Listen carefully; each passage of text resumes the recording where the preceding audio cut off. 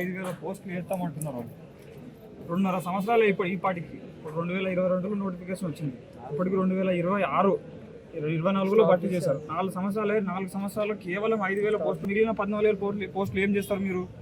అదే కదా ఇప్పుడు మీరు భర్తీ చేస్తున్నారు. సరే 2 సంవత్సరాల్లో ఇప్పుడు ఏంటంటే రేపో ఎల్లుండో మాకు నోటిఫికేషన్ ఇచ్చినట్టు 14,000, 15,000 మీరు పెట్టుకోండి. 5,000, 15,000 వరకు లేదా 19,000 వరకు నోటిఫికేషన్ పెట్టండి. మీరు పెట్టిన తర్వాత మీరు ఎలక్షన్ వరకు వాడుకోండి. మమ్మల్ని 2 సంవత్సరాల వరకు పొడిగించండి.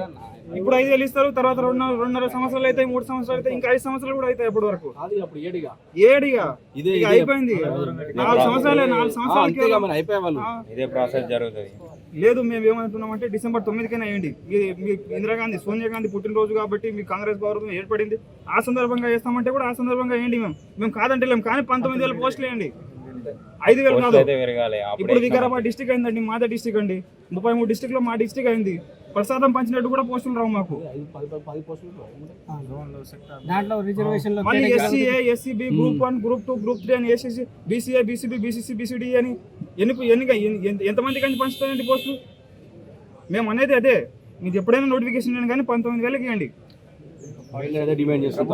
ప్రభుత్వాలు వస్తున్నాయి పోతున్నాయి కానీ వాళ్ళ ఆర్థికం పెంచుకోవడానికి, వాళ్ళ లాభాలు పంచుకోవడానికి రాత్రి జీవోలు వస్తున్నాయి. కానీ ఒక్క జీవో ఫార్సీ తీయడానికి మాత్రం 4 సంవత్సరాలు టైం పడుతుంది.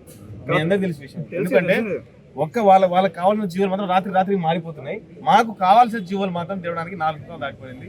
ఇక్కడ చాలా మంది సాయంత్రం అయితే సాయిబాబా గుడికల్లో లేకపోతే వేరే చోట దగ్గరికి వెళ్ళి ఎట్లా గడవాలి, ఎట్లా పూట గడవాలి ఆలోచిస్తున్నారు. ఈ ప్రభుత్వం చెప్పే మాటలు మాలోకి ప్రశ్నించబడుతుంది. ఇంకా ఏం చేయాలని కొట్టాల్సిన పరిస్థితి ఏర్పడుతుంది. నోటిఫికేషన్ లేక ఇబ్బంది పడుతుంది.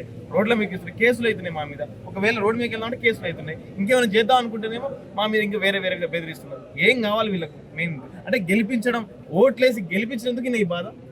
అంటే కాంగ్రెస్ పార్టీ వస్తే ఉద్యోగాలు వస్తాయని చెప్పి నమ్మి వాళ్ళకి ఓటేసినందుకు తప్ప అనేది. ఇది వీళ్ళ తప్ప, లేకపోతే సిస్టమ్ తప్ప, వ్యవస్థలు తప్ప మాకైతే అర్థం కావట్లేదు.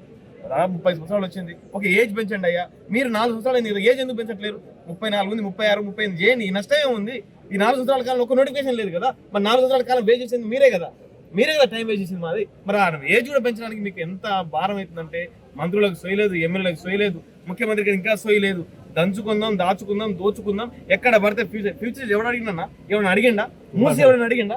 మూసి ప్రక్షాళన చేయండి, నీళ్ళు తాగలేకపోతున్నాం ఎవరైనా అడిగిండా? అంటే మాకు ఫ్యూచర్ మనం అడిగినాం ఏమన్నా?